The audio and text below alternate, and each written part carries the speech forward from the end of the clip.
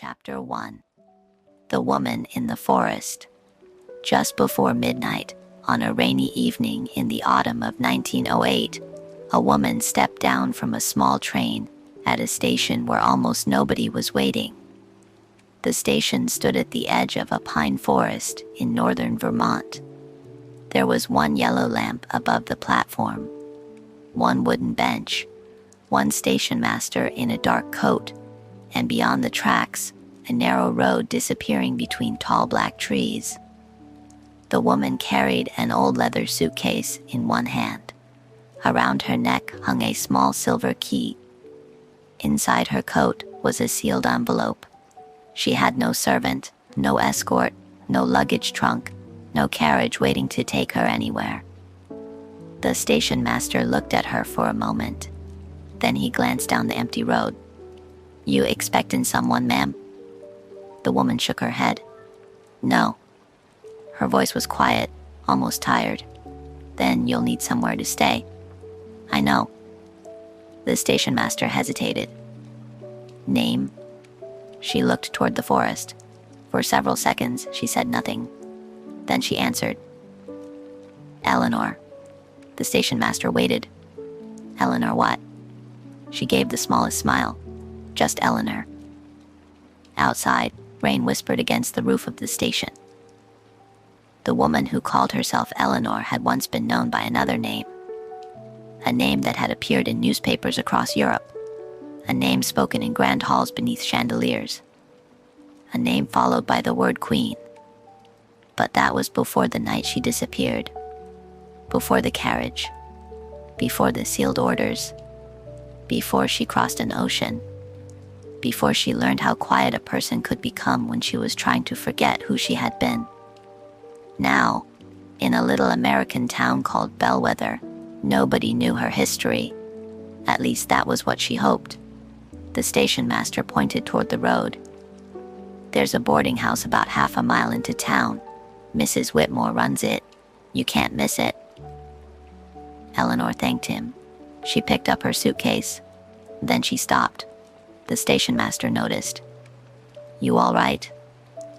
Eleanor's hand had gone to the silver key around her neck. She held it gently between two fingers. For a moment, the old woman's face changed. Not fear, not exactly sadness, something quieter, something like recognition. Then she let the key fall against her coat. "I'm fine." She walked away. Her boots made soft sounds against the wet wooden platform. Behind her, the station master watched until she disappeared beneath the trees. He would remember that night for many years. Not because anything dramatic happened. Nothing did. There was no shouting, no gunfire, no mysterious figure waiting in the darkness. Only a woman walking alone through the rain. And a silver key she seemed to believe belonged to a door she had never seen. Bellwether was a small settlement built between the mountains and the forest.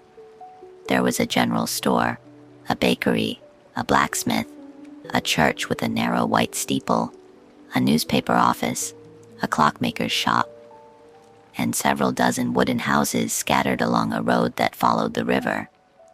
At night, the town seemed even smaller. Windows glowed softly behind curtains.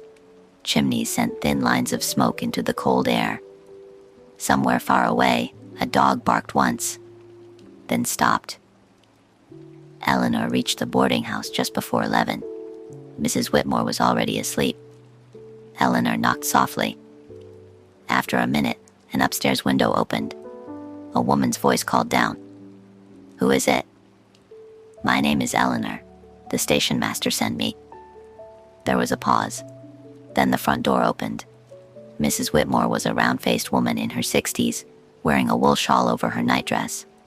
She looked at Eleanor, then at the suitcase, then back at Eleanor. "You've come a long way." "Yes." "Have you eaten?" "A little." Mrs. Whitmore sighed. "That's not an answer." Eleanor almost smiled. "No, not really." "Come inside." That was how Eleanor entered Bellwether. Not as a queen, not as an exile, not as the woman whose disappearance had once occupied the front pages of European newspapers. She entered as a tired traveler who needed a warm room and a cup of tea. Mrs. Whitmore gave her the small room at the end of the upstairs hallway. The room contained an iron bed, a wooden dresser, a wash basin, and a narrow window overlooking the forest. A candle burned on the bedside table. Eleanor placed her suitcase beside the bed. Then she took the sealed letter from inside her coat. She stared at it. The envelope was old, much older than it should have been. The paper had yellowed. The edges were soft. Across the front, written in dark brown ink, was one word. Eleanor. Nothing else, no address, no explanation. She turned it over. The seal was still unbroken. She placed it inside the suitcase. Then she locked the suitcase. For a long time, she stood beside the window. Rain moved gently down the glass. Beyond the house, the forest stretched into darkness. Eleanor touched the silver key again. She had carried it for 20 years. She had never known what it opened. But tonight, for the first time, she had the strange feeling that she was close to finding out. And somewhere beyond the trees, hidden in the quiet American countryside, there was a door waiting for a key that had crossed an ocean to reach it. Eleanor stayed with Mrs. Whitmore for nearly 3 weeks. She worked quietly. She helped in the kitchen. She mended clothes. She read books from the town library. She bought bread from the bakery and apples from a farmer named Mr. Bell. She learned the names of the streets. She learned which floorboards creaked. She learned that the church bell rang 7 times every morning. And slowly, people stopped asking questions. That was what Eleanor wanted. One cold afternoon, Mrs. Whitmore mentioned an old house near the northern edge of town. "It belongs to my cousin," she said while pouring tea. "He's been trying to rent it for years." "Why?" "Too far from town." Eleanor looked toward the window. "How far?" "About a mile." "Through the forest?" "Partly." Eleanor thought about it. "Is it furnished?" "Barely." "That might be enough." Mrs. Whitmore looked at her. "You want to live there?" "Yes. It's lonely." "I don't mind." Mrs. Whitmore studied Eleanor's face. "You're running from something." Eleanor smiled faintly. "Aren't we all?" That was the end of the conversation. 2 days later, Eleanor moved into the old house. It stood beneath a hill surrounded by pine trees. The house was 2 stories high, with faded white paint and a broad porch. The roof needed repair. The windows were dusty. Inside, the furniture was covered with cloth. There was an old fireplace in the sitting room, a dining table, a kitchen stove, 2 bedrooms upstairs, and a library with shelves that reached almost to the ceiling. Eleanor loved the library immediately. There were hundreds of books. Some were missing covers. Some had handwritten notes inside. One had a train ticket tucked between its pages. Another contained a pressed maple leaf. The house smelled of dust, wood smoke, and old paper. For the first time in many years, Eleanor felt peaceful. She spent her mornings cleaning.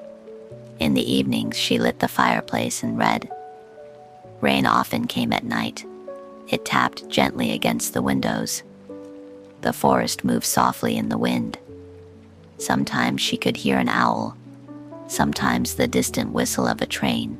And sometimes, when the fire had burned low, she imagined that the whole world had become very small. Just the house, the fire, the rain, and herself. But on the 7th evening, while moving an old cabinet in the library, Eleanor discovered something, a photograph. It had fallen behind the cabinet. She picked it up. Dust covered the surface. She wiped it carefully with her sleeve. The photograph showed a young woman standing beside a wooden fence. She wore a long white dress. Her hair was dark. Her face was turned slightly toward the camera. Eleanor froze. The young woman looked exactly like her. Not similar, not vaguely familiar, exactly like her. The same eyes, The same narrow chin, the same small expression around the mouth, even the slight curve of the left eyebrow. Eleanor turned the photograph over. There was writing on the back, Bellwether, October 1884. She stared at the date, 24 years before she had arrived, but the woman in the photograph looked no older than 20. Eleanor sat down. The photograph trembled slightly in her hands. She looked again. There was something else. Behind the young woman stood the very house Eleanor was now living in. The porch, the windows, the tall pine tree near the corner. Everything was the same. Eleanor walked to the window. She looked outside. The same pine tree stood there. Older, perhaps, taller, but unmistakable. She returned to the photograph. On the back, beneath the date, someone had written a second sentence. Only 6 words. She must never remember this place. Eleanor read it twice, then a third time. She could hear the fire crackling behind her. Rain tapped against the glass. She turned the photograph over. The young woman stared back. Eleanor whispered, "Who were you?" There was no answer. Only the quiet house. Only the rain. And the silver key resting against her chest. That night, Eleanor placed the photograph beside her bed. She did not sleep easily, because for the first time since arriving in America, she began to wonder whether she had truly chosen this place, or whether, 24 years before, someone else had already chosen it for her. The next morning, Eleanor walked into town. She visited the library. She asked the librarian about the house. The librarian, Miss Clara Bell, searched through several old books. "The house belonged to the Hart family," she said. "Hart?" "Yes, Samuel Hart. He was a schoolteacher." "Was there a daughter?" Miss Bell looked up. "A daughter?" "Yes." "Not that I remember." Eleanor showed her the photograph. Miss Bell became quiet. "Where did you find this?" "In the house." Miss Bell studied it. "This is strange." "Why?" "The house was empty for years before the Harts bought it." "When?" 1885, I believe." Eleanor felt a chill. "But the photograph says 1884. Miss Bell frowned. "That shouldn't be possible." Eleanor thanked her and left. Outside, the town seemed normal. Children walked home from school. A horse pulled a wagon down the muddy road. A baker carried bread through a back door. A newspaper boy shouted the afternoon edition. Everything continued, as if the world had not shifted slightly beneath Eleanor's feet. That evening, she opened her suitcase. The sealed letter was still there. She placed it on the table. For 20 years, she had refused to open it. Not because she was afraid of what it contained, because she was afraid of remembering who had given it to her. The handwriting belonged to someone she knew, someone she had trusted, someone who had once stood beside her in a palace garden beneath summer roses. Her older cousin, Margaret. Margaret had disappeared shortly before Eleanor left Europe. Everyone had told Eleanor that Margaret had betrayed her, that Margaret had sold information to the opposition, that she had abandoned the family. But Eleanor had never believed it. She ran her finger over the seal. Then she broke it. Inside was a single sheet of paper. The handwriting was unmistakable. "My dearest Eleanor," the letter began. "If you are reading this, then you are finally somewhere safe." Eleanor stopped. Her breath caught. She continued, "You will probably believe that I betrayed you. Let yourself believe it for a while. It is safer that way." Eleanor sat beside the fireplace. The fire was low. She added another piece of wood. Then she read, "The people who forced you to leave believe you were sent away as punishment. Let them believe it. The people who love you know otherwise." Her hands tightened around the paper. She remembered that night, 20 years earlier. She remembered rain. She remembered a carriage waiting beneath the palace steps. She remembered someone telling her she had only 10 minutes. She remembered being given a plain traveling coat.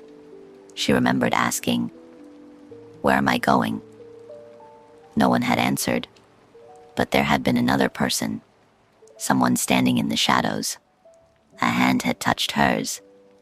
A man's voice had whispered, "Do not look back." Eleanor had never discovered who it was.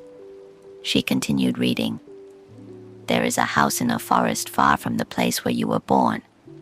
You may not remember it. That is intentional." Eleanor looked toward the photograph.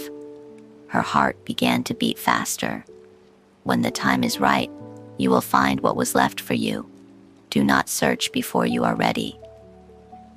The letter ended with one sentence. Some doors should remain closed until a person is finally strong enough to walk through them. There was no signature, but Eleanor knew the handwriting. Margaret, her cousin, the woman everyone had told her to hate. Eleanor folded the letter. For a long time, she watched the fire. Then she remembered something else. A detail from the night of her exile that she had spent 20 years trying to forget. The person who had helped her escape had been wearing a silver watch, and on the back of that watch had been a tiny engraving. A pine tree. Eleanor touched the silver key. For 20 years, she had thought it was merely a keepsake. Now she wondered whether it had always been a clue. Thomas Reed lived 3 houses away. Eleanor first met him when her kitchen clock stopped. It was an old wooden clock mounted above the stove. The clock had belonged to the previous owners. One morning, Eleanor heard a soft, clicking sound. Then silence. She removed the clock from the wall and carried it into town. The nearest repair shop belonged to Thomas. The shop was narrow and warm. Dozens of clocks covered the walls. Some were round, some were square. Some were so old that Eleanor could not imagine anyone remembering when they had been made. Thomas looked up from his workbench. "Good morning." "Good morning." "Something wrong?" "With the clock." He took it carefully. "Looks older than I am." Eleanor smiled. "Is that bad?" "Not necessarily." He opened the back. "Sometimes old things simply need patience." Eleanor liked the way he said it, not dramatically, not as though he were talking about anything more important than a clock. Thomas was in his late 40s. His hair had begun to turn gray. He wore a brown vest and a pair of reading glasses. There was nothing remarkable about him. And perhaps that was exactly what Eleanor found remarkable. He did not ask where she came from. He did not ask why she lived alone. He did not ask why she sometimes stared at old photographs for too long. He simply repaired the clock. "You can pick it up tomorrow." "How much?" $2. Eleanor reached into her purse. Thomas shook his head. "Pay me when it works." The next day, the clock was ready. Eleanor returned to the shop. Thomas handed it to her. "Try it." She wound it. The hands began moving. Tick, tick, tick. A small, ordinary sound. Eleanor smiled. "I'd forgotten how nice that sound is." Thomas nodded. "Most people don't notice clocks until they stop." They spoke for a few minutes. Then Eleanor left. A week later, she brought him a chair. The chair had been in her house. One leg was loose. Thomas repaired it. Then he fixed a cabinet, then a window latch. Their friendship developed in such small ways that Eleanor barely noticed it happening. Thomas would sometimes stop by with firewood. Eleanor would sometimes leave bread at his door. They spoke about books, weather, the town, old furniture, music, the changing seasons. Thomas had lost his wife 8 years earlier. He did not speak about it often, but one evening, while sitting on Eleanor's porch, he told her about her. "She loved rain," he said. Eleanor looked at the dark forest. "So do I." She used to say, Rain made houses feel safer. Eleanor smiled. I think she was right. Thomas looked toward the window. Warm firelight moved across the glass. You seem to like this house. I do. Even though it scares you sometimes. Eleanor turned toward him. What makes you think it scares me? You look at that forest as though it remembers something you don't. Eleanor was quiet. Thomas immediately changed the subject. There's a train coming through Saturday morning. Where does it go? North. Have you ever been? Many times. Do you travel often? Not anymore. Why? Thomas smiled. Maybe I got tired of arriving. The words stayed with Eleanor. That evening, they sat quietly while rain fell around them. There was no romance in the moment, not yet. Only companionship. Two people who had both lost something. Two people who had learned to appreciate silence. Before Thomas left, he noticed the silver key around Eleanor's neck. Old. Very. Know what it opens? No. Thomas examined it without touching it. Interesting. What? It's not a house key. How can you tell? Too small. He smiled. It might belong to a desk. Eleanor thought about the letter. A house, a photograph, a hidden past, a silver key. She looked toward the forest. Perhaps. Thomas stood. If you ever want help finding out, let me know. Eleanor nodded. Thank you. After he left, she returned to the library. The photograph still lay on the table. She picked it up. For the first time, she noticed something she had missed before.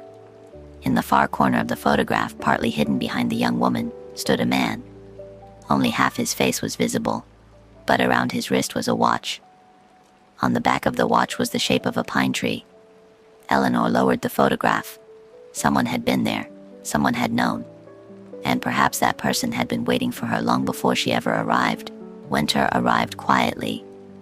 The first snow fell in early December. It covered the road, the porch, and the branches of the pine trees. Bellwether became almost silent.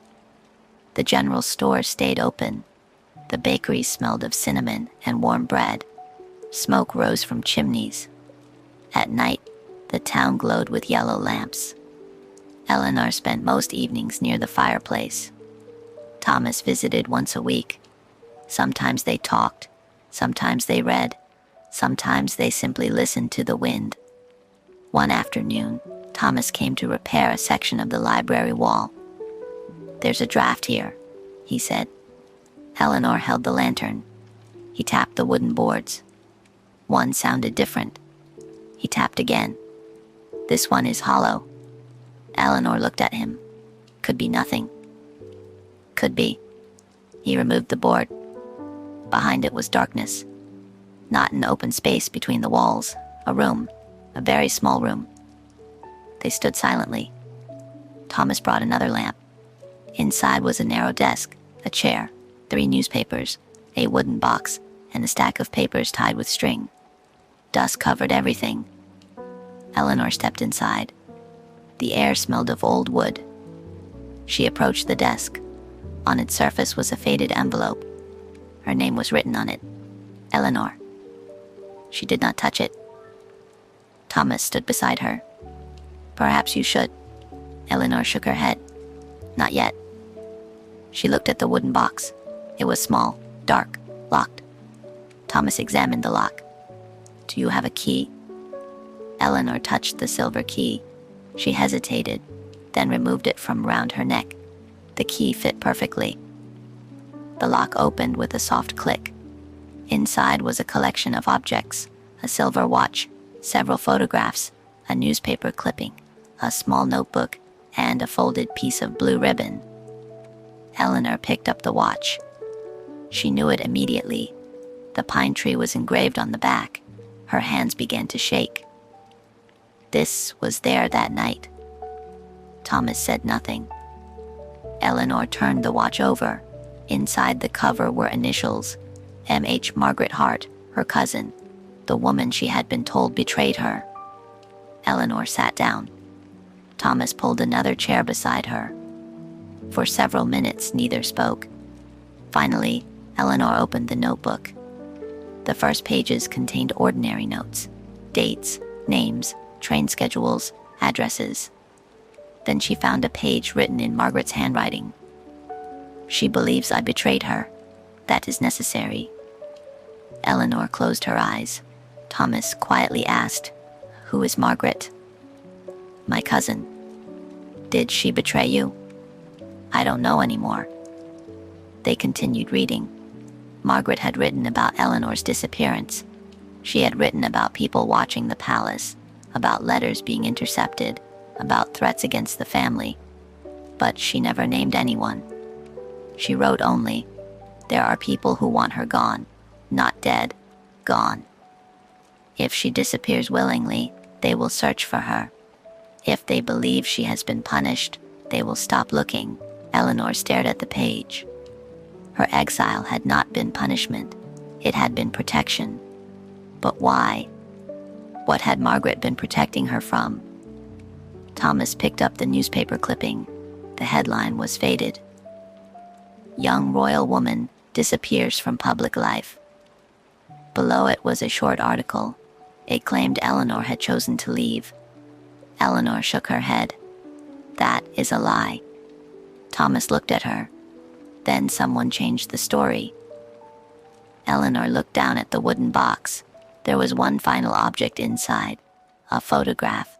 This one showed Margaret standing beside a young Eleanor. They were both smiling. On the back, Margaret had written, "One day she will understand." Eleanor's eyes filled with tears. For 20 years, she had believed that she had been abandoned. Now she wondered if she had been loved more deeply than she had ever understood. But one question remained. If Margaret had arranged her escape, why had Eleanor been sent all the way to Bellwether? Why this house? Why this forest? And why had someone taken a photograph of her here 24 years before she arrived? The next morning, Eleanor returned to the hidden room alone. Snowlight entered through the small window. The room felt different in daylight, less mysterious, more like a forgotten office. She examined the papers again. Most were ordinary, but beneath the newspapers was an old map. It showed the forest north of Bellwether. Several locations were marked in pencil. One was the house, another was the train station. And farther into the forest was a small circle. Beside it were 2 words, "Summer Cabin." Eleanor remembered the letter. She remembered the sentence, "There is a house in a forest far from the place where you were born. You may not remember it." She wondered whether Margaret had written those words literally. Perhaps Eleanor had been here before. Perhaps she had spent summers here as a child. She searched the desk. Inside one drawer was an old-school notebook. The first page contained a name, Eleanor Hart.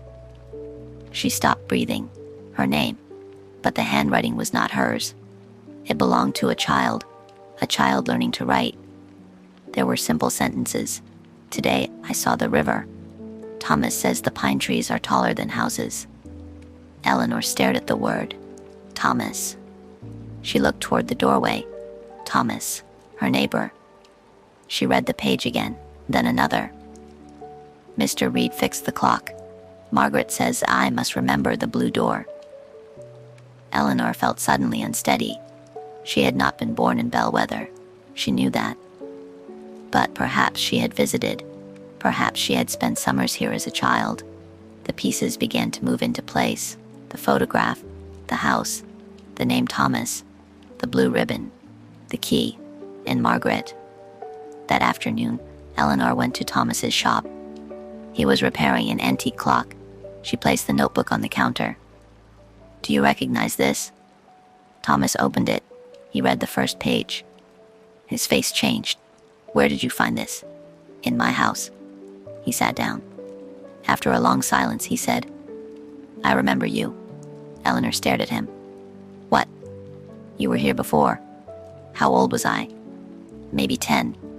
Eleanor's heart began beating quickly. Why didn't you tell me? I wasn't sure. You remembered me. I remembered a little girl. Thomas looked toward the window. She came here with an older woman. Margaret? Yes. Eleanor closed her eyes. What happened? They stayed for one summer. Why? I never knew. Thomas opened a drawer and took out a small wooden box. Inside was a child's wooden horse. I made this for you. Eleanor touched it. A memory appeared, not complete, just a fragment. A sunny afternoon, a river, a woman laughing, a wooden horse, and a voice saying, "Someday, Eleanor, you'll come back." She opened her eyes. Thomas was watching her. Why did I forget? I don't know. But someone wanted me to forget. Thomas nodded. Maybe. Outside, snow began falling again. Eleanor looked at the forest. For 20 years she had believed her exile began on the night she left Europe. Now she understood something stranger. Her connection to Bellwether had begun long before that. Someone had planted pieces of her old life here, not to torment her, not to frighten her, but to give her somewhere to return to when she was ready. The mystery had changed. The question was no longer, why was Eleanor exiled? It was, who had been preparing a home for her all along? Thomas found the newspaper 3 days later. It was hidden beneath the floorboards of his shop. He had been repairing an old cabinet when he discovered a loose plank. Inside was a bundle of newspapers tied with string. Most were from Europe, some were from America. One was dated the year Eleanor disappeared. He brought it to her house. They sat beside the fireplace. Thomas opened the paper. There it was, the headline. Princess Eleanor leaves public life. Eleanor read the article. It said she had chosen a private life. It said she was tired of royal duties. It said she had left voluntarily. She shook her head. I was taken away. Thomas nodded. I believe you. There was something comforting about those words. He did not demand proof. He did not question her memory. He simply believed her. They continued reading. A second article appeared 2 weeks later. Family declines to comment on whereabouts. Then another. Young woman reportedly living abroad, and another. Palace sources deny rumors of dispute. Eleanor stared at the dates. The story had been carefully shaped. Every article contradicted the previous one. It was as if someone wanted the world to stop asking questions. Then Thomas found a handwritten note inside the newspaper. The safest history is the history nobody remembers clearly. Eleanor felt a sadness she could not explain. Margaret did this. Perhaps. She made me disappear. Thomas looked at her. Or she helped you survive. Eleanor looked at the fire. For years she had imagined her exile as a punishment, a rejection, a betrayal. But perhaps the truth had always been more complicated. She remembered Margaret's face, the last time they had seen each other. Margaret had cried. Eleanor had thought she was ashamed. Now she wondered if she had been grieving. Thomas reached across the table, not to hold her hand, only to place another piece of wood on the fire. The gesture was simple, warm, human. Eleanor smiled. You always know what to do with a fire. My wife taught me. Perhaps she was wise. She was. They sat quietly. Then Eleanor noticed something on the newspaper. A small advertisement. It read, Woodland Cabin for Sale, North Forest Road. The date was 1902. The advertisement had been circled in pencil. Beside it was Margaret's handwriting. Not yet. Eleanor looked at Thomas. What does this mean? He studied it. I don't know. But beneath the advertisement was another note. Only 3 words. When she returns. Eleanor felt a strange calm settle over her. The cabin was waiting. Not for a queen. Not for an exile. For Eleanor. And somewhere inside it, there might be the answer to the question she had carried across an ocean. The map led north. Thomas and Eleanor followed it on a clear winter morning. The snow was fresh. The forest was bright beneath the pale sun. They walked slowly. Neither felt the need to hurry. After an hour, they found an old stone marker, then another. Finally, they reached a clearing. At its center stood a small cabin. The roof was covered in snow. The windows were dark. The door was painted blue. Eleanor stopped. The memory returned. A little girl, a blue door. Margaret saying, "Remember this." Eleanor touched the door, her eyes filled with tears. Thomas waited beside her. Inside, the cabin contained a stove, a table, a bed, and shelves of books. There was nothing frightening, nothing dramatic, only dust and silence. On the table sat a journal. Eleanor opened it. The first entry was dated 1884. She read, "She came here today. She was 10 years old. She thinks this is only a summer trip. Perhaps that is better." The writer was Margaret. Eleanor continued. Margaret described the summer. She described Eleanor learning to row a small boat. She described the house, the town, the forest. Thomas's father repairing clocks. Then the entries changed. Margaret wrote about trouble in Europe. People were watching the family. Letters were being intercepted. Eleanor's name appeared more often. Then came one sentence that made Eleanor stop. "If they cannot control her, they will control whoever stands closest to her." Thomas read over her shoulder. Eleanor turned the page. "I have decided that the only way to protect her is to make her believe she has lost everything." Eleanor closed the journal. The truth was beginning to hurt. Margaret had not sent her away because she stopped loving her. She had sent her away because she loved her enough to let Eleanor hate her. That was the sacrifice. But there was still something missing. The final pages were gone. Eleanor searched the cabin, under the bed, inside the desk, behind the shelves. Nothing. Then Thomas noticed a loose floorboard. He lifted it. Beneath it was a small metal container. Inside was another photograph. This one showed Margaret. Beside her stood an older man. Eleanor recognized him immediately. Her father. But there was something strange. Her father was holding the silver key. Eleanor stared at it. Thomas said quietly, "That changes things." "Yes." Eleanor turned the photograph over. There was a message. The key was never for the box. Her heart stopped. She looked at the silver key. All these years, she had thought it belonged to the wooden box. It had only been the first lock. The real purpose of the key had never been discovered. Below the sentence was another. "When Eleanor is ready, take her to the old station." Thomas looked at her. "The station? The one where I arrived?" Eleanor nodded. The mystery had returned to where it began. The forest, the train, the silver key, the woman arriving alone. Perhaps the answer had been waiting for her at the very beginning.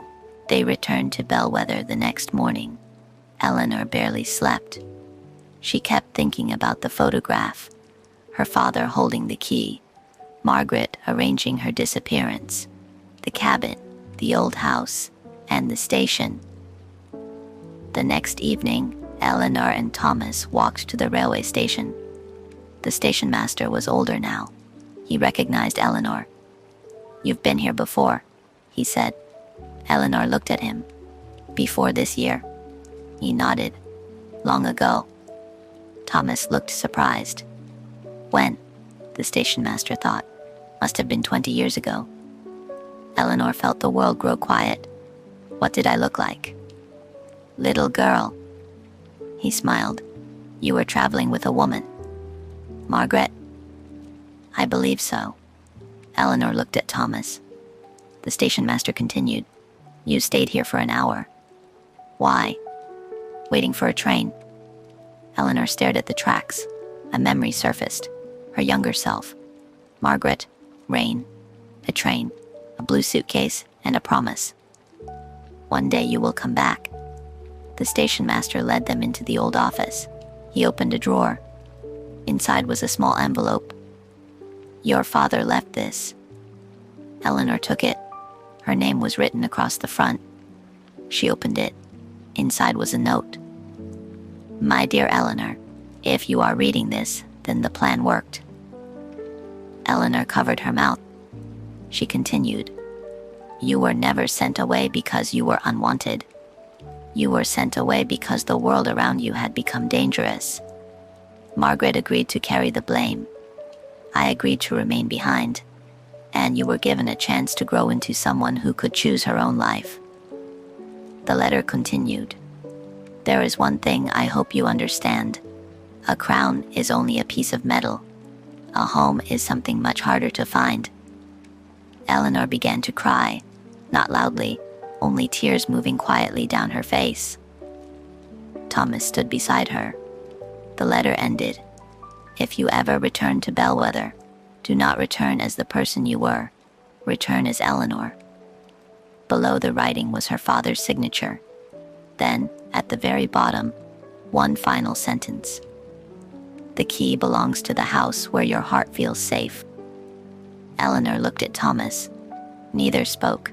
She understood now. The key had never been meant to open one particular lock. It had been meant to remind her that she could choose her own door. The wooden box, the cabin, the old house, the station, all of them had been pieces of the same message. Her family had not been hiding a treasure. They had been hiding a future in which Eleanor could live without a crown, without servants, without expectations, without being watched, without being told who she had to become. Outside, snow began falling. Thomas quietly offered his arm. Eleanor accepted it. They walked home beneath the lanterns. The forest was dark. The road was quiet.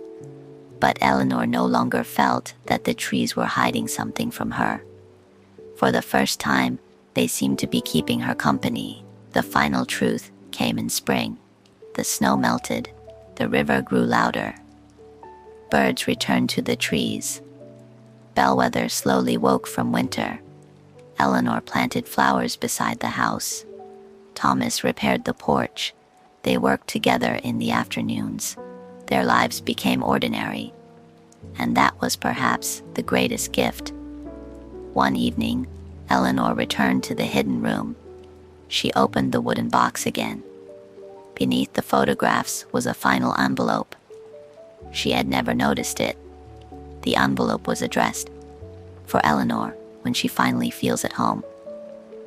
She carried it downstairs. Thomas was sitting near the fireplace. She showed him. "Do you want me to stay?" "Yes." He remained beside her. Eleanor opened the letter. It was from Margaret. "My dearest Eleanor, by now, you know enough to understand why I did what I did. But there is something I never told you." Eleanor continued. "The woman in the photograph was not a stranger. It was you." Eleanor stopped. Thomas looked at her. The letter explained everything. When Eleanor was 10, Margaret had brought her to Bellwether. The family had already begun preparing for the possibility that Eleanor might one day need to disappear. They had purchased the old house. They had arranged the cabin. They had made friends in town. They had left small pieces of Eleanor's childhood here. But the photograph had not been taken in 1884. The date had been altered. It had actually been taken in 1904. 4 years before Eleanor arrived. The woman in the photograph was not Eleanor. She was Margaret. Margaret had deliberately dressed like Eleanor. She had done it because people were watching. If anyone discovered that the family was preparing a second identity for Eleanor, they might search Bellwether. So Margaret had allowed rumors to spread. The photograph was a decoy. The resemblance had been intentional. Eleanor stared at the page. Everything made sense. The old house, the photograph, the newspaper, the cabin, the silver key, the letter, even the name Heart. It had never been a supernatural mystery. It had been a carefully constructed path home. Margaret had made herself look like Eleanor. She had left clues that could be understood only years later. She had protected Eleanor by making the world believe Eleanor was somewhere else. Then came the final revelation. Margaret had survived. She had lived quietly in Europe for many years, and she had written the letters Eleanor received. She had never betrayed her. She had never abandoned her. She had simply waited. The final page contained a sentence that brought Eleanor to tears. "I wanted you to have something I could never give you while you were a queen, the freedom to be ordinary." Eleanor placed the letter in her lap. Thomas said nothing. He simply sat beside her. The fire moved softly. Outside, rain began falling against the windows. Eleanor thought of the girl she had once been, the girl who had worn silk dresses, the girl who had stood beneath chandeliers, the girl who had been taught how to smile for strangers. That girl had believed that being loved meant being protected from every difficulty. Now she understood something different. Sometimes love meant allowing someone to walk alone. Sometimes love meant becoming the person they blamed. Sometimes love meant leaving a key in a drawer and trusting that one day they would understand what it meant. Eleanor looked at Thomas. "I think I finally know why I came here." He smiled. "Why?" "To become myself." Thomas nodded. "I think you already have." Years passed gently in Bellwether. Eleanor never returned to public life. She never wore a crown again. She never gave interviews. She never explained herself to newspapers. She simply lived. She taught children to read. She helped Mrs. Whitmore in the garden. She visited the library. She baked bread. She learned to mend chairs. She walked through the forest. She kept the old photograph in a wooden frame above the fireplace. Sometimes people in town wondered about her past, but Bellwether had a way of allowing mysteries to remain mysteries. Thomas continued repairing clocks. His shop became busier. Eleanor sometimes sat beside the window while he worked. She liked listening to the tiny sounds. Ticking clocks, tools against wood, rain on glass, a kettle warming on the stove. One autumn evening, Thomas came to her house carrying a small parcel. "What is it?" "A gift." She opened it. Inside was a new clock. It was simple, wooden, beautiful. On the back, Thomas had carved a small pine tree. Eleanor smiled. "You remembered." "I remember most things." She turned the clock over. There was another carving beneath the pine tree, a small key. Eleanor looked at him. "You're sentimental." "Only when necessary."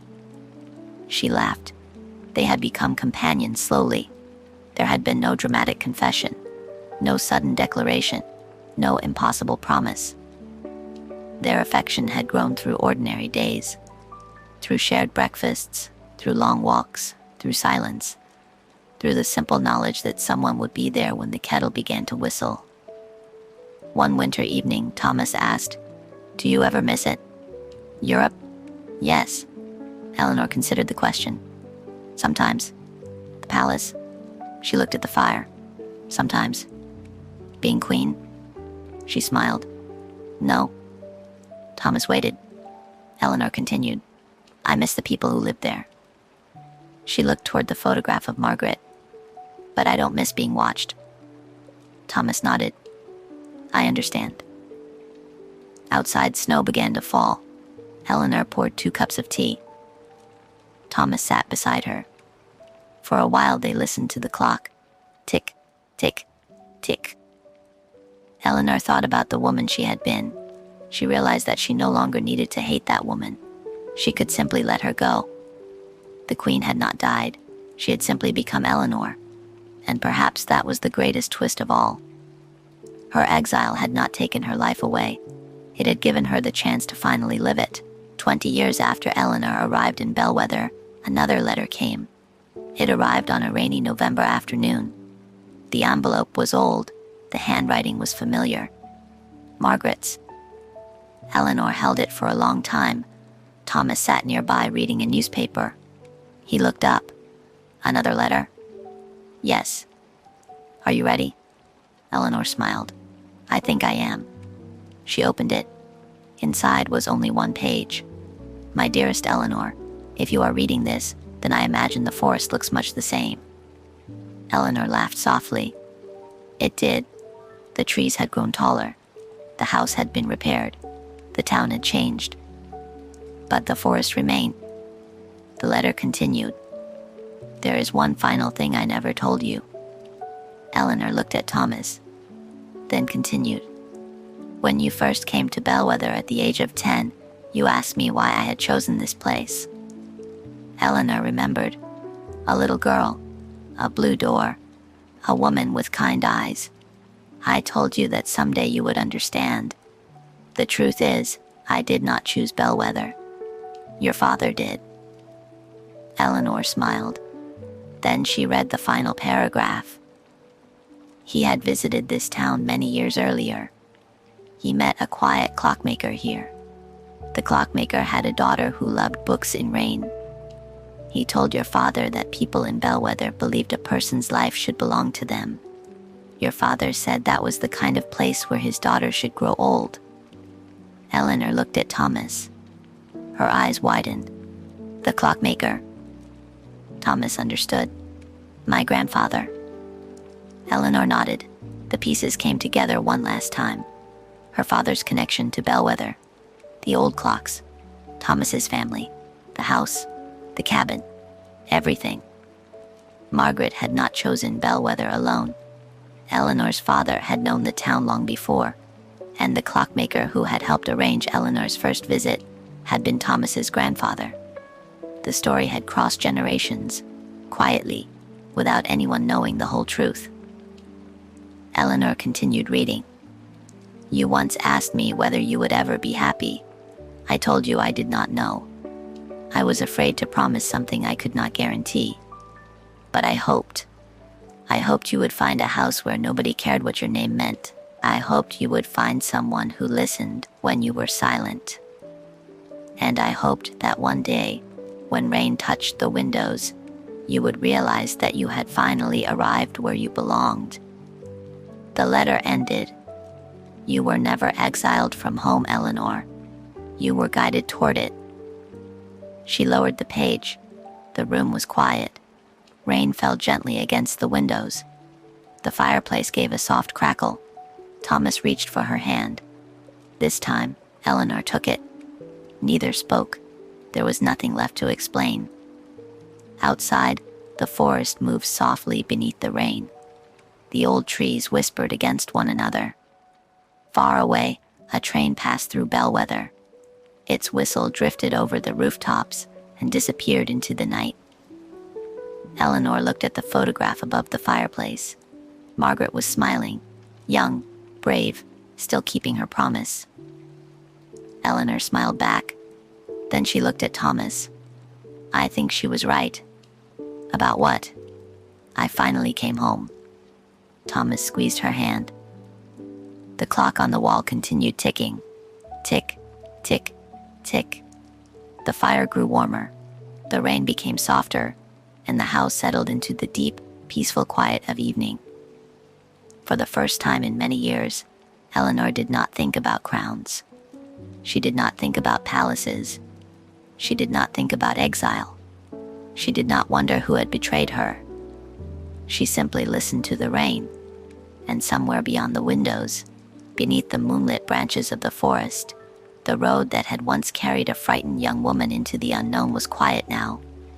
The road had brought her here, to a small wooden house, to a warm fireplace, to an old photograph, to a man who had never cared that she had once been called a queen, and to a life that belonged entirely to her. Eleanor rested her head against the chair. Thomas continued reading. The fire burned low. The rain whispered. The forest breathed quietly in the darkness. And as Eleanor closed her eyes, She understood the final lesson hidden inside every letter, every photograph, every locked box, and every long road she had traveled. Sometimes the life we lose is not the life we were meant to keep. Sometimes a door closes because another one is waiting somewhere beyond the rain. And sometimes, after years of searching, we discover that home was never the palace we left behind. Home was the quiet place where we were finally free to stay. So Eleanor listened to the rain. The clock kept ticking. Thomas turned another page. The fire gave one last gentle glow across the room, and outside, the forest stood peacefully beneath the night sky. For once, Eleanor did not have to leave. She did not have to remember. She did not have to be a queen. She could simply be Eleanor. And for the first time in her life, that was more than enough. The forest kept her secret. The rain kept her company. And beside the warm fire, Eleanor finally found the one kingdom no one could ever take away from her: home.